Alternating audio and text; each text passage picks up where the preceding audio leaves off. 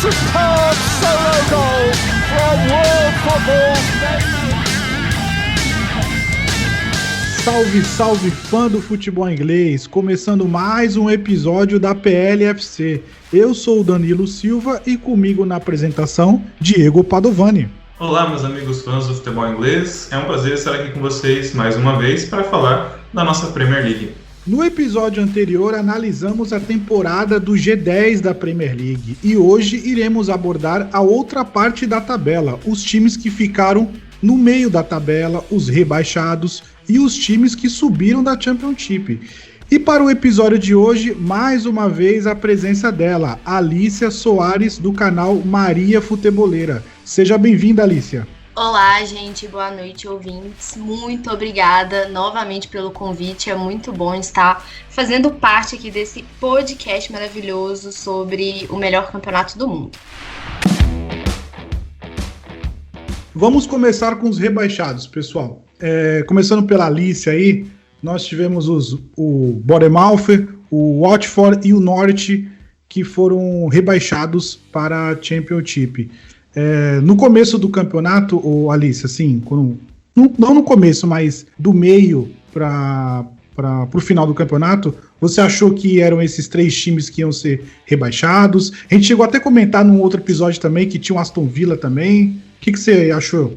Então, na verdade, eu estava bem pessimista pro lado do West Ham e do Aston Villa, que são dois times que eu gosto muito, junto com o Brighton, e que os três escaparam, assim, por pouco.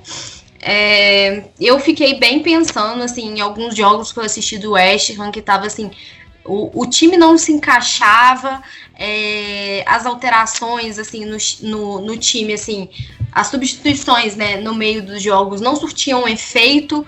Então, assim, eu estava pensando que o West Ham realmente iria, mas os Hammers deram sorte, assim, nos últimos jogos, que foram jogos mais decisivos, conseguiram bons resultados e, assim, escaparam. Agora, o Norwich, né, que foi, assim, a pior campanha da vida, subiu para descer, e o Watford eu não imaginaria que iria descer. E o Bournemouth eu achei que estava ali na lista com o West Ham e o Aston Villa. E assim, acabou não dando pro Bournemouth. E acho que é mais ou menos isso. Mas eu acho que para a Championship eles podem ir fortes e podem voltar de novo. Assim, o Bournemouth, pelo menos, eu acho que tem chances de voltar na próxima temporada. Olha, desses times rebaixados, eu confesso que fiquei, de certa forma, feliz com o rebaixamento. Eu sei que é chato falar isso, mas eu prefiro... porque eu tinha medo que o West Ham e o Aston Villa fossem rebaixados. Então, justamente os dois conseguiram se safar aí nas últimas 2 rodadas da Premier League. Então, acabou que ficou legal no que diz respeito à minha torcida. Agora, falando especificamente dos rebaixados, o Norte realmente foi o time que apresentou o pior futebol de todos os 20 clubes da Premier League. Ele apresentou o pior futebol e você percebia ao longo dos jogos que ele tinha uma dificuldade para criar jogadas muito, muito grande. Dependia muito do Timo Pukki e acabou fazendo muitos gols, mas um jogador só, a gente sabe que por mais que ele fizesse muitos gols, o time sofria muitos gols. Acabou sendo a defesa mais vazada do campeonato. Então, certamente o Norwich seria rebaixado. Eu não imaginava que seria rebaixado com tantas rodadas de antecedência, né? O Norwich conseguiu fazer apenas 21 pontos na tabela de classificação, muito pouco, e aí foi rebaixado muito cedo. Falando do Watford, esse Watford para mim foi o pior Watford dos últimos 3 ou 4 anos, das últimas 3 ou 4 temporadas, melhor dizendo. Eu imaginava que ele seria rebaixado sim, principalmente depois que o Deulofeu se machucou. O Deulofeu era um jogador, um atacante muito habilidoso, muito rápido, que ele desafoga bastante o time do Watford, porque ele faz ele é aquele jogador que consegue quebrar a linha de marcação, né? Ele joga aberto pelo lado esquerdo, e como ele tem muita velocidade, muito drible, ele consegue fazer jogadas que surpreendem ali e ajudar muito a equipe. Quando ele se machucou, eu não lembro exatamente qual foi a rodada, mas creio que tem sido ali na metade do campeonato, ele se machucou e aí não conseguiu voltar não conseguiu jogar e não conseguiu ajudar o time a se livrar dessa situação. E a mesma coisa que eu disse do Norwich, eu digo para o Watford também. Ficou dependendo muito dos gols do Deeney e acabou que não foi suficiente também para um time que sofreu quase o dobro de gols do que ele marcou. E por último, o Bournemouth, pela primeira vez rebaixado, né? Bournemouth que subiu para a Premier League na temporada 2014-2015. Então ele desde então estava na Premier League e foi uma surpresa muito agradável, porque é um time que subiu e conseguiu se manter na Premier League, isso é muito bacana. Mas chega uma hora que a estrutura acaba não conseguindo ser mantida e o time não jogou tão bem quanto em outras temporadas e o rebaixamento acaba sendo inevitável. Mas o Bournemouth, eu acredito que tem potencial para voltar logo, tá? Eu não vejo o Bournemouth como um time que vai cair para a segunda, vai ficar muito tempo lá e a gente não vai mais ouvir falar dele. Eu acho que logo ele volta. Vocês já perceberam que esses times que sobem da Championship para a Premier League, que tem só apenas aquela jogada ou aquele jogador-chave, sempre cai? Pois é, geralmente um outro caso disso, que quase caiu também, foi o Aston Villa, né? O Aston Villa dependia muito das jogadas do Jack Grealish e confiou muito de que ele resolveria todas as partidas. E por pouco o Aston Villa não foi rebaixado, né? Brigou aí pelo rebaixamento até a última rodada. Mas realmente, quando os times resolvem ter todas as bolas para um único jogador, geralmente não dá muito certo, não. Isso é verdade, eu concordo plenamente, até porque, assim, infelizmente, na vida de um jogador acontecem lesões, né? Então, às vezes acaba ficando umas 3 semanas fora e, assim, 3 semanas fora você perde de 4 jogos por aí, dependendo da situação. E isso é muito, sabe? 4 jogos são 12 pontos em disputa. E aí é bem complicado. Se você parar para pensar assim, igual, por exemplo, o Bournemouth, o Watford e o Norwich. O número de derrotas deles, ou seja, jogos sem pontuar. O Bournemouth teve 22 derrotas, o Watford teve 20 e o Norwich teve 27 de 38 rodadas, gente. Isso é muita coisa, E o Norwich teve um saldo de menos 49, né? Então é muito gol, né, cara? Então, assim, a defesa muito vazada. O Watford 28, né? E o Bournemouth 25. Continuando aqui, do meio da tabela, nós tivemos o Burnley, o Southampton, o Everton, o Newcastle, o Crystal Palace, o Brighton, o West Ham e o Aston Villa. Eu achava que o Brighton ia visitar a Championship de novo, mas não aconteceu. Do 10º aí até o 17º, né? Qual que foi o time que mais decepcionou vocês aí? O Everton. Por quê? Everton e Aston Villa. Eu coloquei Everton e Aston Villa. Everton e Aston Villa? Na minha listinha aqui que eu anotei, eu anotei os dois. Primeiro que o Aston Villa, né, ele contratou, estava com uma expectativa muito boa para a campanha do Aston Villa e, assim, quase caiu, enquanto o Everton, com jogadores bons, com um elenco bom, levando em conta que, assim, ele deveria ser um dos ali depois do Big Six e, assim, ficou na 12ª posição com um técnico de qualidade como é o Carlo Ancelotti. E, assim, eu acho que eles tiveram muitos empates, assim. Se você pegar os últimos jogos, né, os últimos 5 jogos da Premier League, né, da temporada, foram 2 derrotas, 2 empates e 1 vitória só. Então, assim, para um time que almeja estar nas primeiras colocações, como o Everton, pegar a vaga, nem que seja, por exemplo, na Europa League, nos playoffs da Europa League, foi uma campanha bem ruim, apesar de um técnico de ótima qualidade que o Everton tem. Então, assim, para mim é uma das decepções por causa disso. Ô Diego, uma pergunta para você. Você acha que o Ancelotti, como o Mourinho, está um pouco ultrapassado para a Premier League? Olha, eu acredito que tanto o Ancelotti quanto o Mourinho, eles continuam com potencial para montar e dirigir boas equipes e fazer boas campanhas. Mas, falando especificamente do Ancelotti, eu vejo que o problema não foi ele, o problema do Everton é o próprio elenco. Tá? A análise que eu faço do Everton é a seguinte: o Ancelotti é um técnico muito conceituado, um técnico muito vitorioso, e quando ele chegou no Everton, vocês devem se lembrar que o Everton melhorou bastante no que diz respeito a jogar futebol, as vitórias começaram a vir, então o time melhorou muito com a chegada dele, mas logo na sequência ele não conseguiu se manter, então o time foi lá e caiu de rendimento.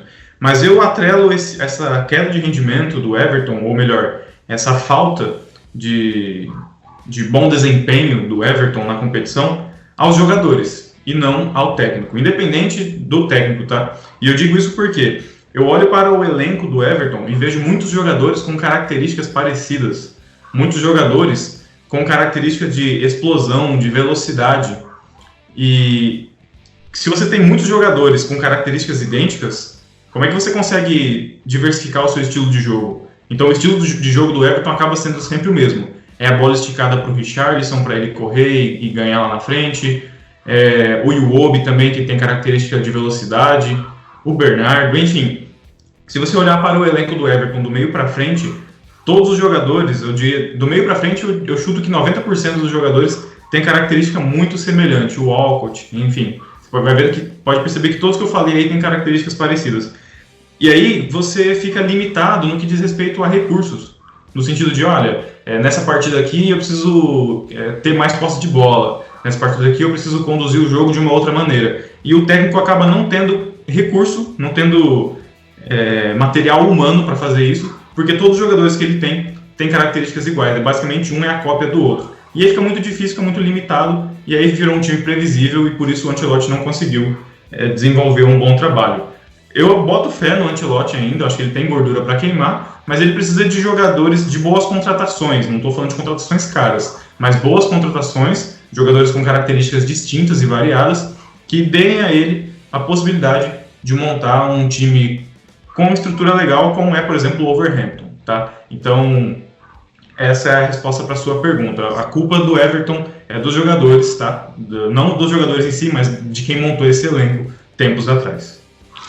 Eu acho que assim, essa questão de versatilidade dos jogadores é muito importante exatamente para isso, para poder definir estilos de jogos diferentes, poder diversificar, exatamente do jeito que você falou, esse jogo eu preciso de mais velocidade, então assim, vou colocar os jogadores com mais velocidade. E essa questão de previsibilidade é muito real, muito real. Eu acho que assim, o time do Everton tornou-se muito previsível exatamente com isso, tendo um estilo de jogo só, porque não tem outra escolha, outra forma de montar o time com os jogadores, acaba tendo que os adversários percebem a forma como o time joga. E aí, se você parar pra pensar, na última rodada, o Everton perdeu pro Bournemouth, em casa, sabe? No Goodson Park.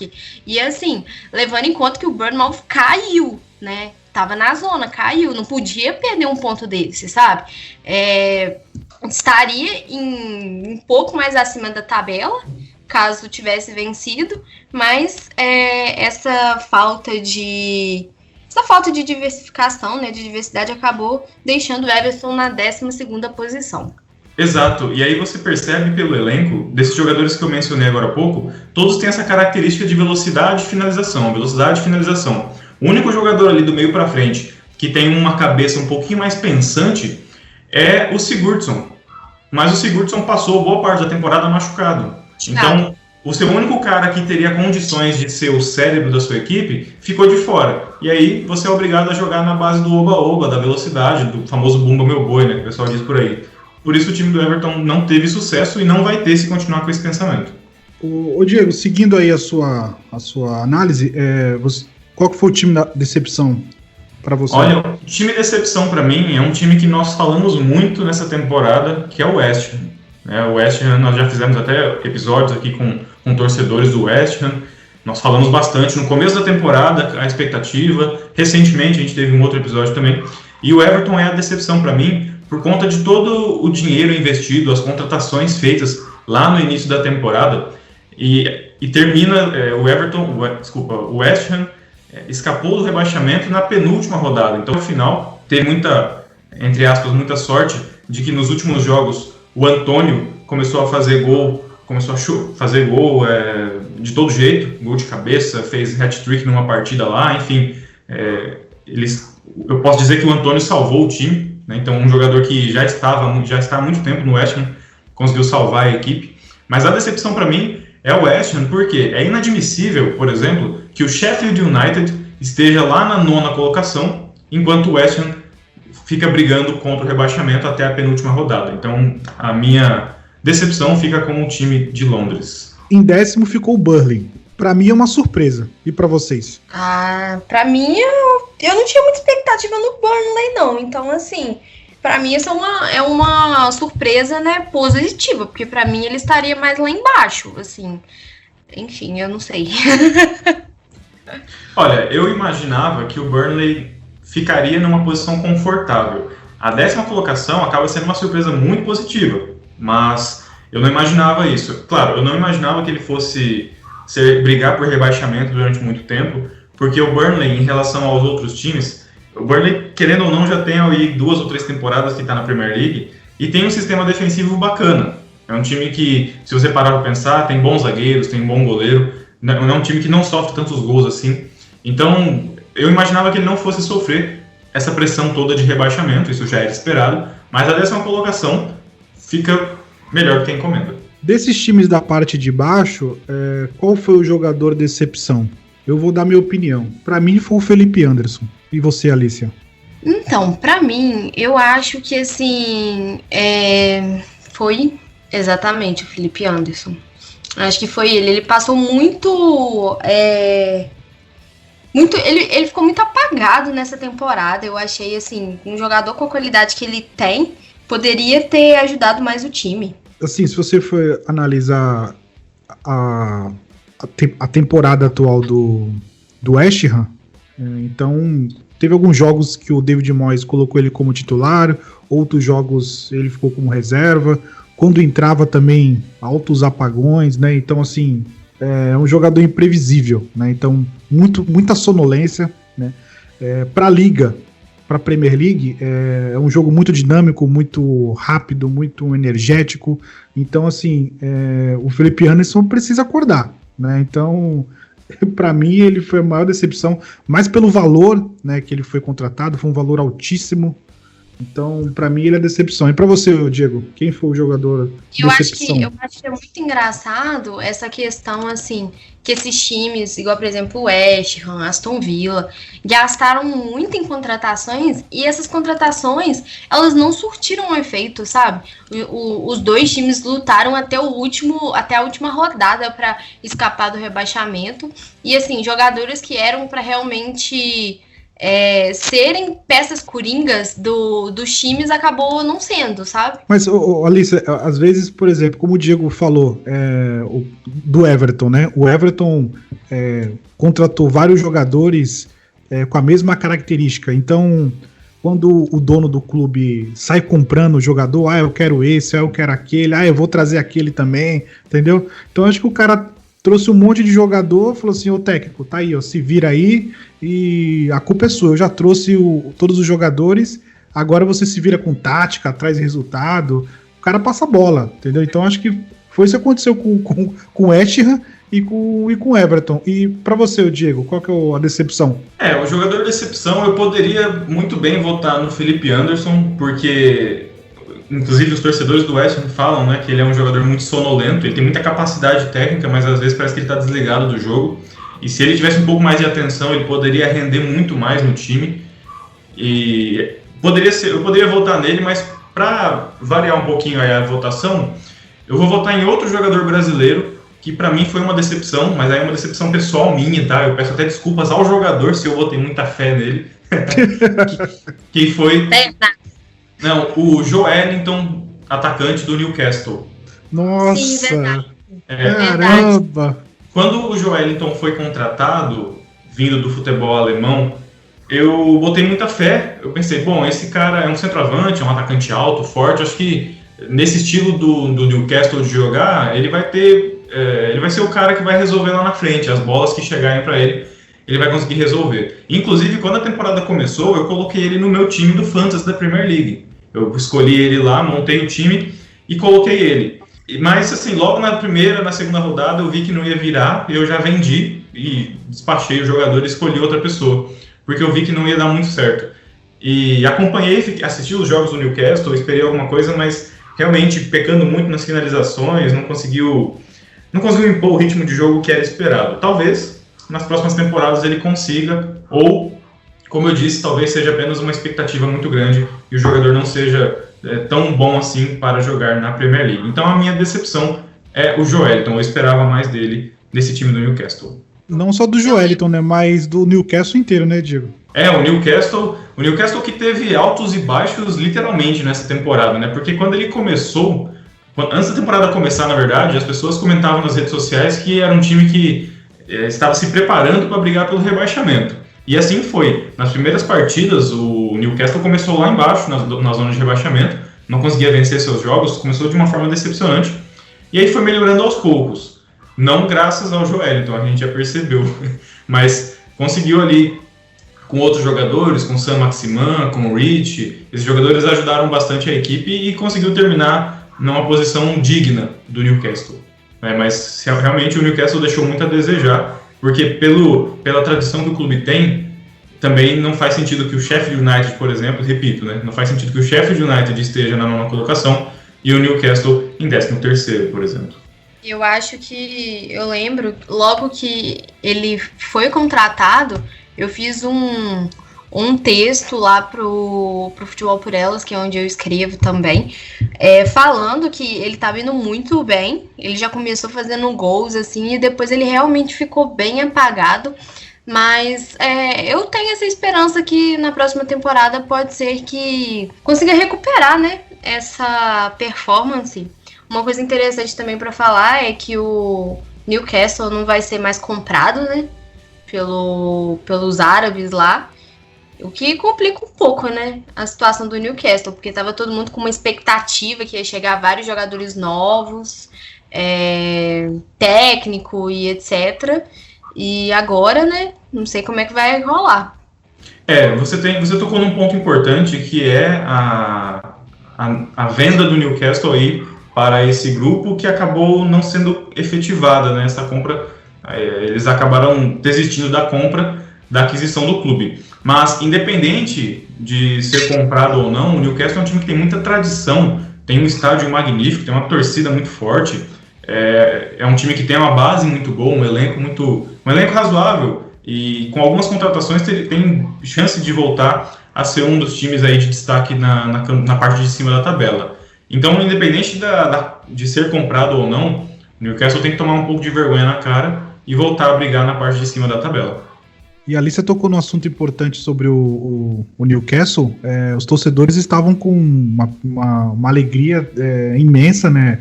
Vamos trazer Felipe Coutinho, trazer Mbappé, trazer todo mundo. Cara, né? Fizeram uma montagem do Mbappé com a camisa do Newcastle. Então, assim, cara, jogaram um balde de água fria nos caras. Tem algumas teorias, né, sobre por que não bater o martelo, né? Então, assim... Exatamente essa questão burocrática, porque a FA, tanto a FA como as autoridades inglesas, né, estavam contra, exatamente por se ligar a um país que é uma ditadura e todas essas coisas, que não seria bom para a reputação, sabe, da competição, para a credibilidade e todas essas coisas. A gente já teve um episódio com o pessoal da Newcastle, né, Diego? Então teve até uma repercussão meia, como que eu posso dizer, meia forte, né? Então, meio complicada essa parte política, né, do futebol. Não, essa parte, o assunto de aquisição do Newcastle foi muito, muito, muito discutido, muito político desde o início, desde que esse assunto começou, meses atrás, esse assunto tem gerado muita discussão. Que bom que, pelo menos, esse assunto foi encerrado, de uma forma ou de outra, esse assunto está encerrado, mas de novo, Newcastle tem que tomar vergonha na cara e voltar a brigar por posições do 10º para cima, no mínimo. A gente tocou no assunto... De forma certa, porque é um time realmente tradicional. Tem potencial para isso. É claro que assim, o pessoal não gosta muito do dono do Newcastle, né? Tem toda essa questão, mas é um time muito bom, é um time tradicional. Então, assim, acertar no técnico, nas contratações, para conseguir brigar ali pelas primeiras posições ali, porque tem potencial para isso. E tocando num outro assunto aqui, a gente comentou também sobre, por exemplo, o Norwich, o Watford, o Aston Villa, né, que são times que dependem de apenas um jogador. Tem o Crystal Palace, né? O Crystal Palace é outro time também que depende apenas de um jogador, o Zaha, né? Então, se esse cara não joga, então é outro time, né? Então é um outro time também meio de tabela. Então, é um time que tem que... Eu não sei se teve uma especulação que o Pep Guardiola queria o Zaha. Então, não sei se devido à saída todo mundo quer o Zaha. Todo mundo quer o Zaha. O Chelsea quer o Zaha. Não sei mais quem. Arsenal. Assim, eu acho ele um bom jogador. Ele jogou no Manchester United. Eu sinceramente, eu gostava dele. Mas chegou uma época que não virou mais. Mas o Crystal Palace também é um time meio gangorra, né? Fica mais ali na parte no meio de tabela também. Como o Southampton, né? O Southampton é outro time também, meio de tabela. Ah, boa! Você tocou no Southampton aí, ele acaba dessa nossa lista da segunda metade da tabela. O Southampton é o nosso líder, né? Se a gente olhar na classificação, da segunda metade para trás ali, o Southampton é o nosso líder. E é importante, que bom que você tocou no assunto, porque o Southampton tem muitos pontos positivos nessa temporada. É um time que começou muito mal das pernas, começou tomando aquela goleada para o Leicester City, tomou 9 gols no jogo, né? A gente estava comentando sobre isso até no episódio passado. E depois daquilo, o Southampton melhorou muito, e inclusive o Danny Ings, o desacreditado Danny Ings, o injustiçado Danny Ings, conseguiu aí brigar pela artilharia do campeonato, fazendo muitos gols. Então, surpresa muito positiva para o Southampton, hein? O Southampton, ele praticamente vendeu caro o empate, né, pro Manchester United. O Manchester United tomou um gol. Era praticamente a vitória que ia deixar a gente em terceiro, né, com facilidade, né? Mas o Southampton fez um gol aos 92, 93, mais ou menos. Gol de escanteio lá que o De Gea, daquele jeito, né? Então, o Southampton é um time que deu, como você falou, é um time que deu uma boa evoluída na segunda parte do campeonato. E aí eu falei que a decepção seria o Joelinton, o jogador aí que eu gostaria de parabenizar pela campanha é justamente o Danny Ings, um jogador que, enquanto esteve no Liverpool, não conseguiu demonstrar seu futebol, sofreu muito com lesões, e foi um cara muito desacreditado, muito criticado muitas vezes, né? E quando teve essa oportunidade agora no Southampton, conseguiu fazer muitos gols. Acho que isso é importante para um jogador como o Danny Ings, para que ele possa criar confiança, gerar essa confiança, essa maturidade, para nas próximas temporadas continuar fazendo bons campeonatos. Então, assim como eu dei uma nota baixa para o Joelinton, eu dou nota alta para o Danny Ings. Agora, uma pergunta para vocês dois. Primeiramente, vou perguntar para a Alicia, depois o Diego finaliza. Dos 3 que caíram, qual vocês acham que não sobe? Eu acho que o Watford. Você fala de não subir na próxima temporada? Isso, na próxima temporada. Eu acho que nenhum deles sobe na próxima temporada. Eu acho que o Bournemouth pode subir. Eu posso até conferir aqui quem são os times que estão na Championship agora, porque, assim, tá bem disputado. O Brentford, eu achei que subiria, não subiu, mas isso aí daqui a pouco a gente vai falar sobre isso também. Tem alguns times, assim, bem competitivos que estavam bem. Nottingham Forest, um exemplo também, que, assim, no final, nos 50 do segundo tempo do último jogo, não pegou a vaga para os playoffs, não conseguiu se classificar. Então, assim, vai ser um pouco difícil, mas eu acho que dos 3, assim, eu apostaria no Bournemouth. Diego?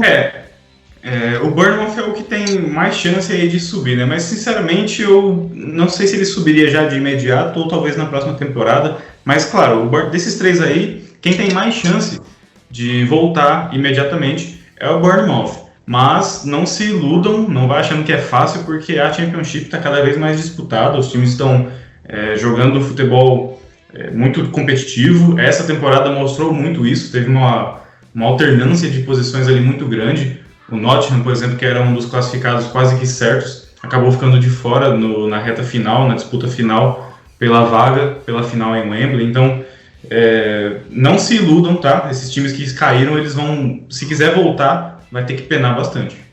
Valendo lembrar que a Championship são 24 times, né? Não são 20. Então, é exatamente isso. Aumenta bem mais a competitividade para essas vagas, tanto de promoção, né? Como de rebaixamento. Bom, e já que nós falamos dos times rebaixados da Premier League, Bournemouth, Watford e Norwich, consequentemente esses times, ao serem rebaixados, eles abrem vagas para novos 3 times disputarem a Premier League na próxima temporada. E esses 3 times que subiram são os times que estavam na Championship, na nossa segunda divisão inglesa, e agora, com todos os seus méritos, vão disputar a nossa Premier League. E são eles, o Leeds United, do nosso técnico Bielsa, o West Bromwich, do brasileiro Matheus Pereira, que fez uma excelente campanha, e o Fulham, que conseguiu vencer o Brentford na finalíssima, né, na final dos playoffs, em Wembley, por 2-1, venceu e conseguiu garantir aí a sua última vaga. Então, esses são nossos 3 times, Leeds, West Bromwich e Fulham. Eu quero perguntar para a Alicia o que ela achou desses 3 times. Você acha que eles realmente eram os merecedores dessas vagas? O que você achou do Brentford? Que o Brentford fez uma campanha excelente, fez uma campanha que surpreendeu muita gente, acabou perdendo para o Fulham, mas o Fulham que é um time tradicional também e está de volta. O que você acha sobre eles? Então, primeiramente falar do Leeds United, que foi assim uma campanha assim bem limpa, bem assim, o Marcelo Bielsa está no clube, né, desde metade de 2018, então assim, vem trabalhando com essa possibilidade de subir para a Premier League tem assim 2 anos, e a partir disso, depois de bater na trave contra o Derby County nas semifinais dos playoffs da temporada passada, lembrando, Derby County do Frank Lampard, quando o Frank Lampard estava treinando o time do Derby County, e finalmente voltou à elite do futebol inglês, né, após 16 anos. E a questão também do West Bromwich, que também foi promovido, é muito boa a campanha também do West Brom. Acho que esses 2 assim, foram as unanimidades.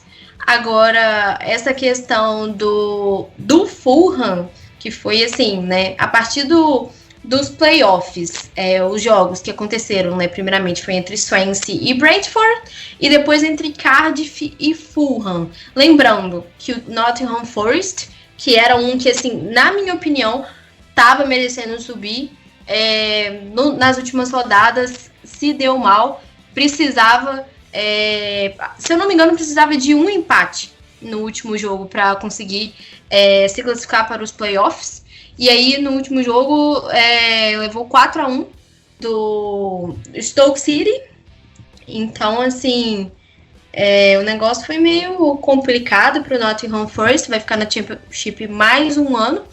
E, assim, entre Brentford e Fulham, que foram os 2 times que disputaram a final dos playoffs, tava todo mundo apostando no Brentford. E acabou que o Fulham conseguiu, após, assim, na minha opinião, assim, eu acho que foi muito questão também de tradição.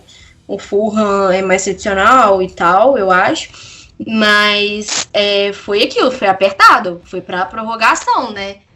Então, assim, eu acho que o Fulham seria, assim, como que eu digo? Um time que caiu e, assim, tinha chances de conseguir subir, tinha um time bom, quando caiu, tinha feito várias contratações na janela de janeiro, janela de inverno, né? E acabou caindo com jogadores muito bons. E assim, mais na minha opinião, em relação ao Championship desse ano, não era para ser ele quem deveria subir. Na minha opinião, deveria ter sido ou Cardiff, ou Brentford, ou Nottingham Forest. Nessa questão de quem eu acho que teve mais destaque. E acho que é mais ou menos isso aí. Bom, aproveitando só o que você falou, Alicia, sobre o Fulham e o Brentford, foi um caso muito curioso. Eu mesmo torci muito para que o Brentford chegasse à Premier League, e eu vou explicar por quê. Nada contra o Fulham, tá? Galera do Fulham aí que me desculpe. Mas o Fulham é um time muito tradicional na Premier League, e ele tá sempre na Premier League. Vira e mexe, ele sobe, ele desce, aí ele sobe, fica 5 temporadas, aí ele cai, depois sobe de novo. Então, querendo ou não, o Fulham tá sempre indo e voltando. Já o Brentford não, o Brentford está há muitos anos, há décadas, sem disputar a primeira divisão inglesa. E aí seria uma surpresa muito agradável você ter esse time, até então esquecido no cenário de elite, retornando para a Premier League, seria muito bacana.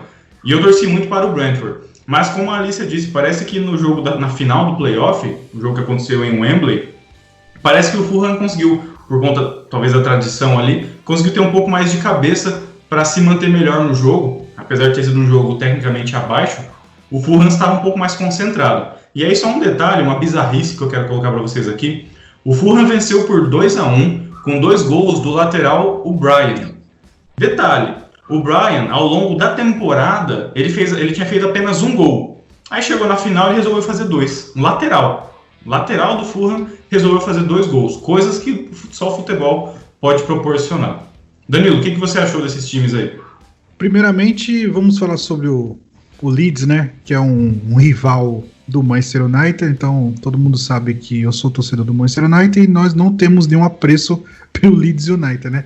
Mas, cara, eu sou fã do Bielsa, tá? Eu gosto muito da filosofia dele de jogo. Pra ter noção, o Bielsa ele é mentor do Guardiola, do Klopp, do próprio Sampaoli. Então o Guardiola, o Klopp e o Sampaoli, eles usam algumas ideias, né, do Bielsa. Então, para quem assistiu alguns jogos do Leeds United, você pode perceber que o time do Bielsa sempre sai jogando com a bola no pé. Então isso é uma característica do Guardiola, do Klopp, do próprio Sampaoli. Então é um time que, por exemplo, o Bielsa ele arma o seu time sempre, geralmente com 3 zagueiros, né? Então uma linha de 5, e esses 5 nunca guardam posição.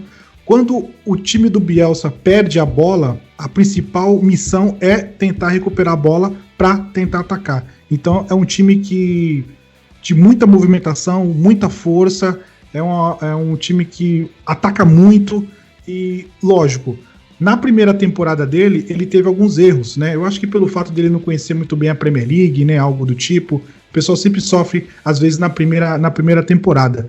Então, teve algumas bolas alçadas. Como todo mundo sabe, na Championship, alguns times gostam de fazer lançamentos, né? Bola longa, várias inversões. Então, às vezes, pegava o time do Bielsa ali na contramão. Mas o Leeds, na segunda temporada, ele mostrou para que veio, ele acho que entendeu o que é a Championship, o que é o futebol inglês, deu uma melhorada e assim, cara, eu até notei aqui, foram 93 pontos, 28 vitórias, 9 derrotas e 9 empates, 77 gols e 35 gols sofridos. Então assim, o Bielsa, o Leeds United caiu em 2004, né? Ficou 16 longos anos fora da Premier League. Isso pro Leeds United era muito, porque nos anos 90 o Leeds United batia de frente com os outros times da Premier League. Era o famoso, ele participava do Big Six, né? Hoje em dia o Big Six é formado por outros times, mas o Leeds United antigamente era um time Big Six, né? Então é muito legal. Eu até vi, eu assisti a reportagem da Zon, fez sobre o Leeds United, mostrou sobre a cidade, né, como os moradores estão felizes, tratam o Bielsa como ídolo, como Deus, né, como Leeds é uma cidade que respira futebol, como a maioria das cidades da Inglaterra, mas os moradores, praticamente quase todos, torcem para o Leeds. Então, na reportagem da DAZN... Até nome de rua, o Bielsa.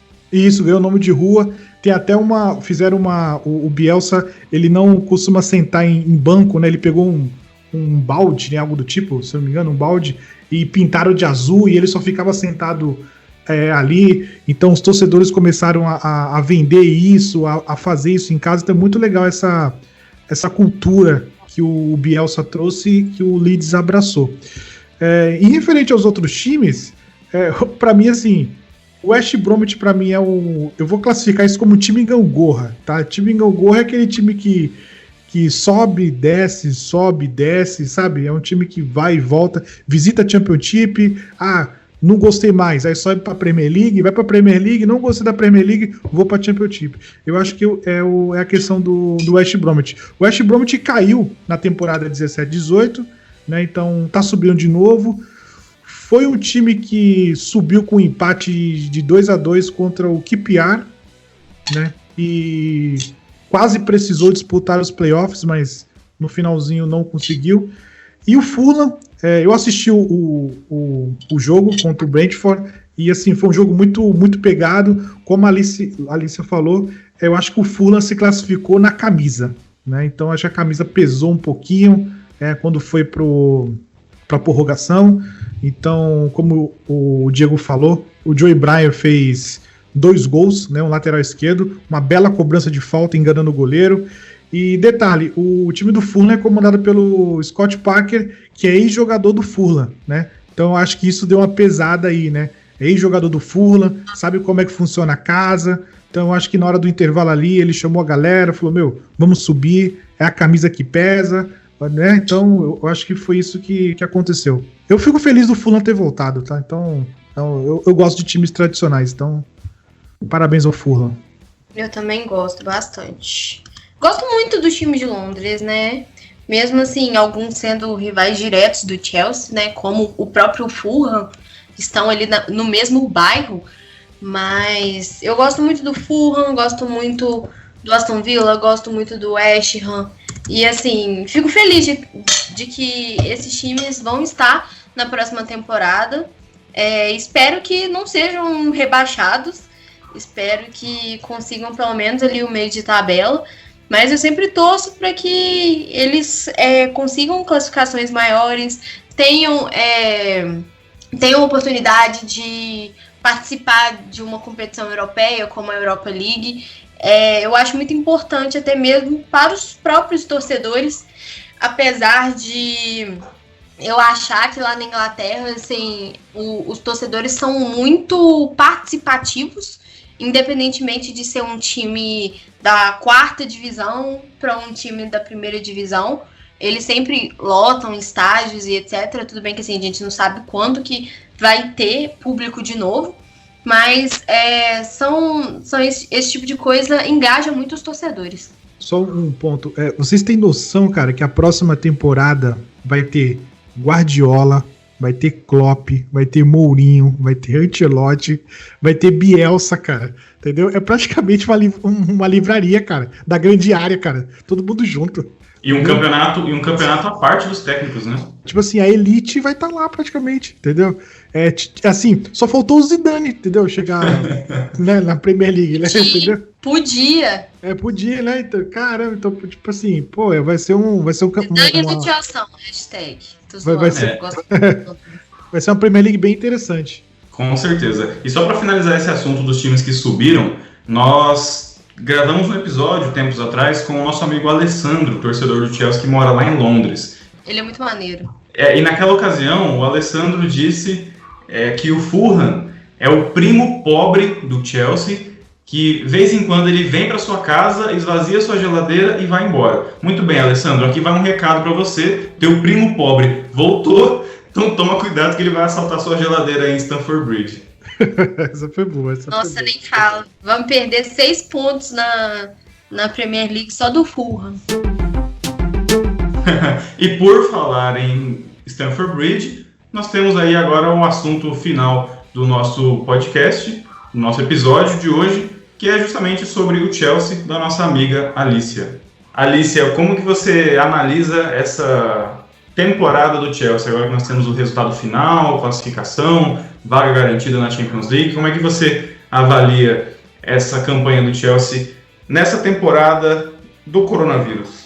Eu acho que, assim, levando em conta as limitações do Frank Lampard, essa questão de não poder contratar, nós começamos a temporada sem poder contratar, conseguimos voltar atrás, né, na liminar, na corte arbitral do esporte em janeiro, mas aí acabou que o Frank Lampard não contratou ninguém.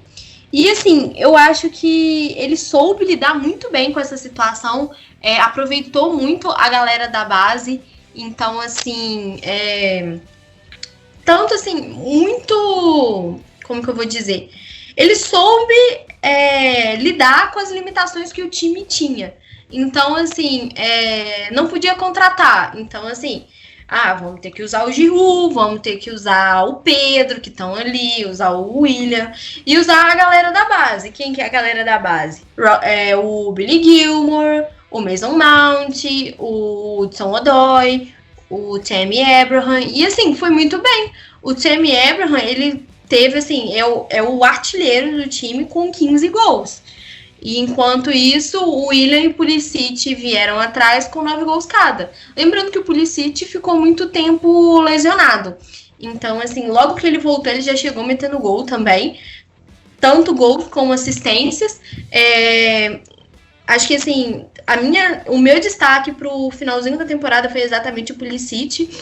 Ele voltou da quarentena muito bem. E, assim, não tenho nada a dizer por ele, assim, eu tenho um amor por esse homem. O jogador, assim, vem pra curar, assim, a nossa viuvice do Eden Hazard.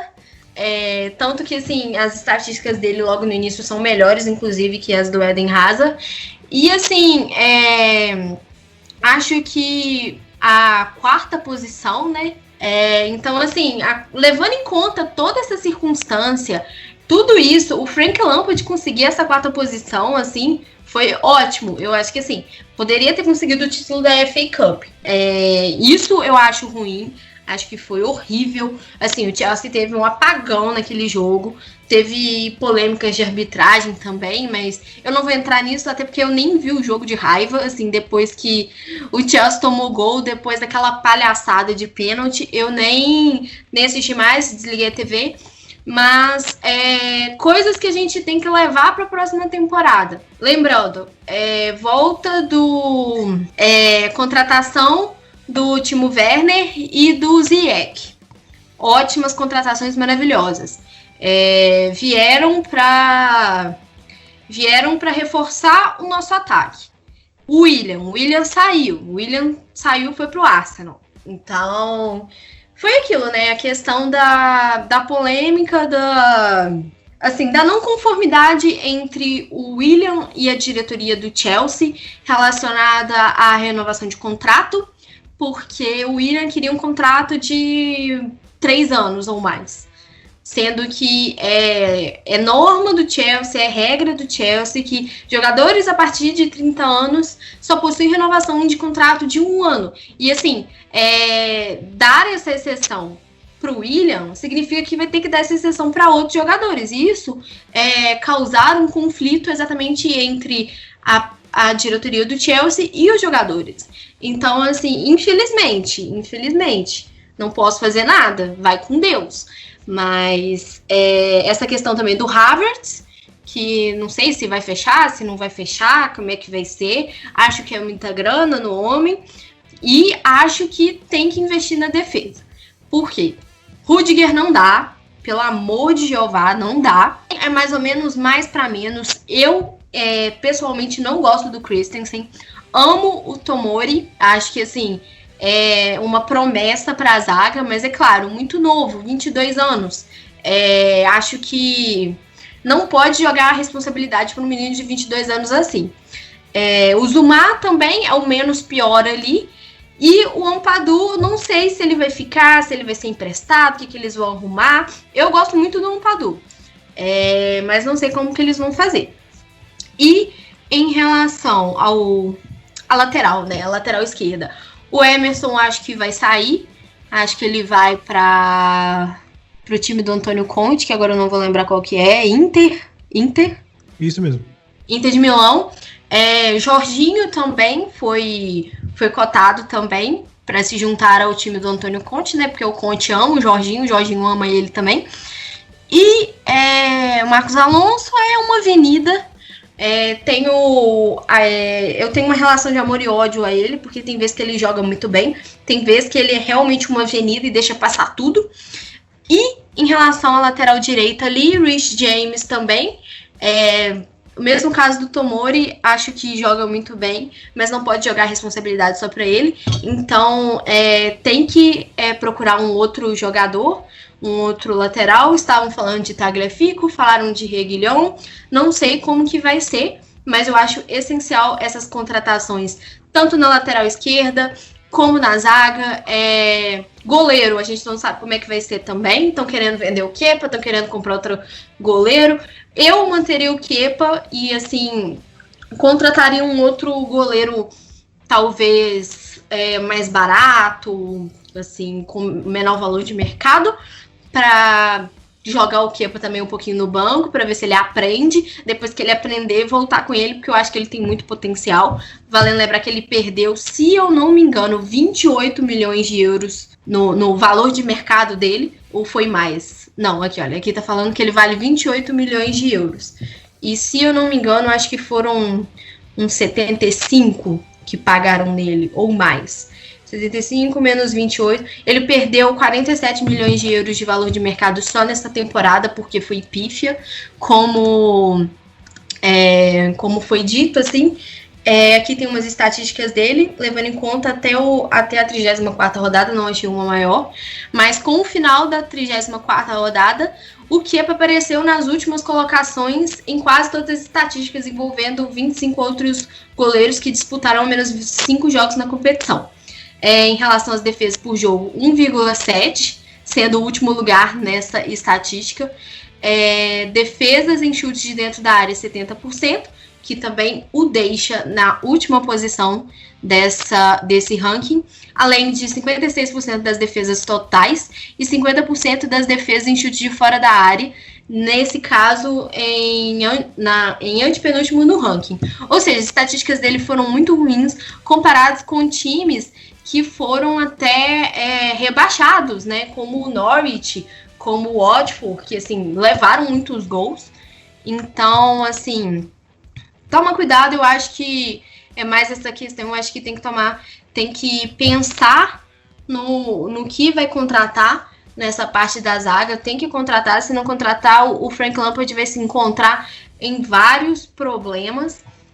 Em relação ao resto do time, Mason Mount top de linha, Pulisic também jogando muito bem, se lesionou na final da FA Cup, então assim, não sei a atualização do status dele, se ele vai ficar fora, se foi algo muito grave ou se não foi.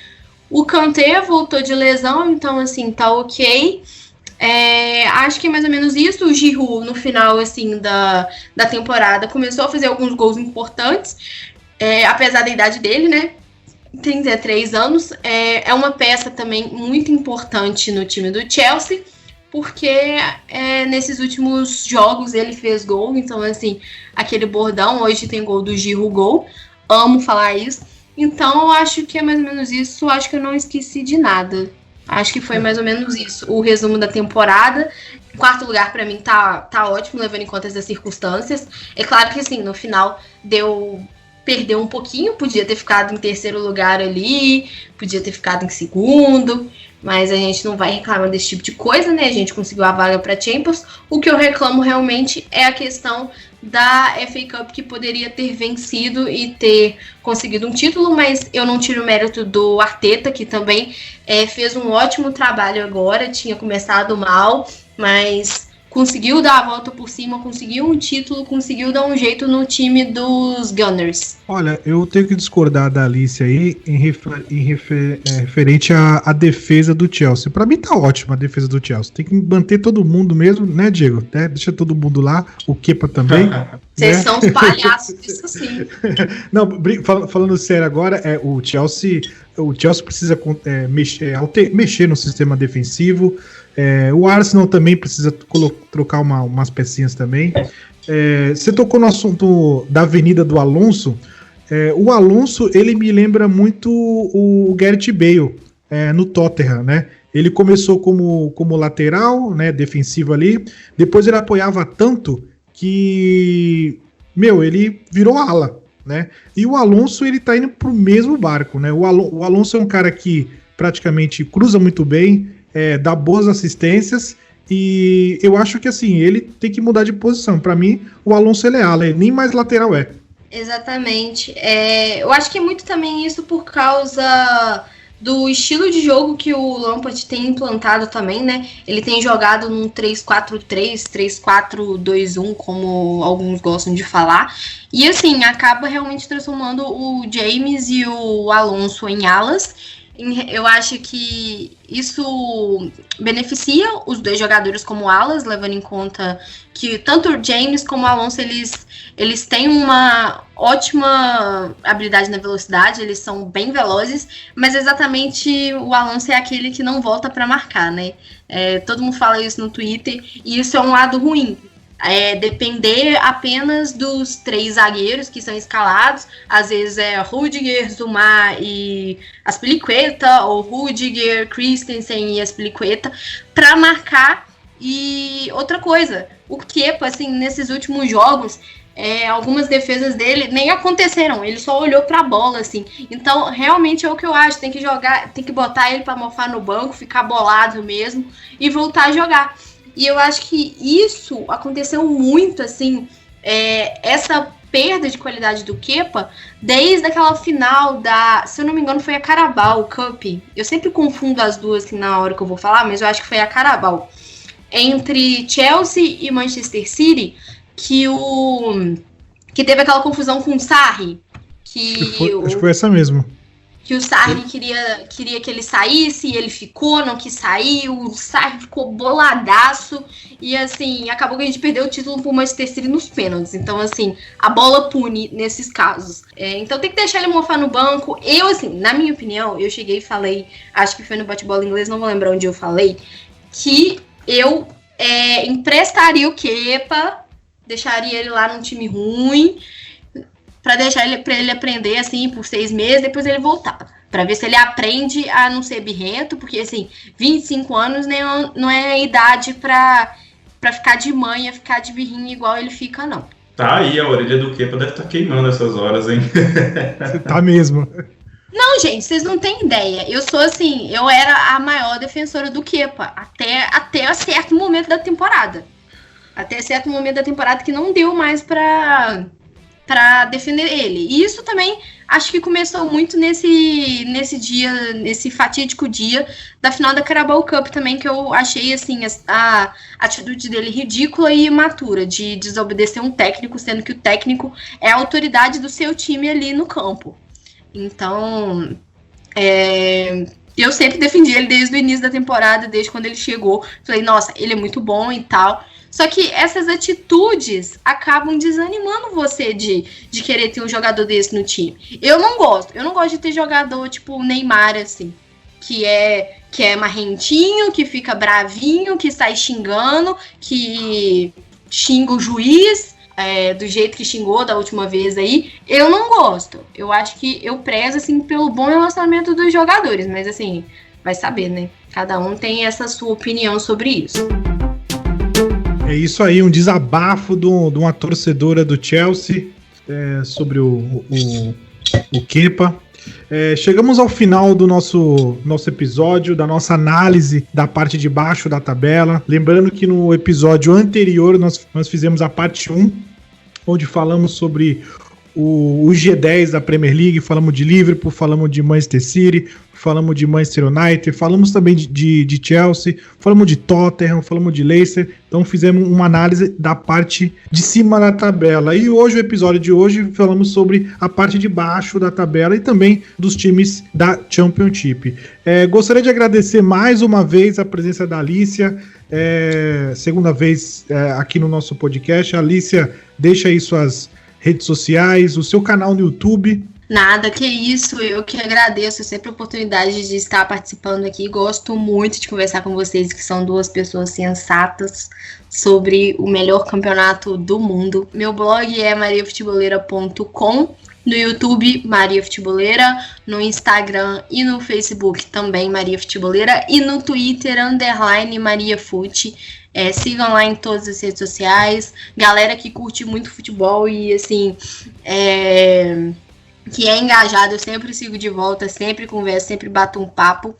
Então é isso aí, galera. Tô muito animada para a próxima temporada. A gente não falou de Champions, então assim, ainda bem, porque eu estou assim, não quero nem ver o jogo de sábado, mas estarei presente também na live pós-jogo com os meninos. E é isso aí, galera. Muito obrigada e não se esqueçam de me seguir nas redes sociais. É isso aí, pessoal. Chegamos ao final, não só desse episódio, né, desse nosso podcast de hoje, mas também ao final da nossa temporada de Premier League, passando pela análise, como o Danilo disse, a análise de todos os clubes, do início ao fim, e também daqueles que subiram. Então, agradeço a todos vocês que nos acompanharam até hoje, e fiquem de olho aí nas nossas lives e também nos próximos episódios, porque a Premier League não vai demorar, ela logo já vai começar, e tende a ser uma das melhores temporadas dos últimos anos. Valeu, galera, um abraço para o meu amigo Danilo e para a Alicia também. Pessoal, não esqueçam de seguir nossas redes sociais, PLFC_podcast, estamos no Instagram e no Twitter. Então, até mais, falou!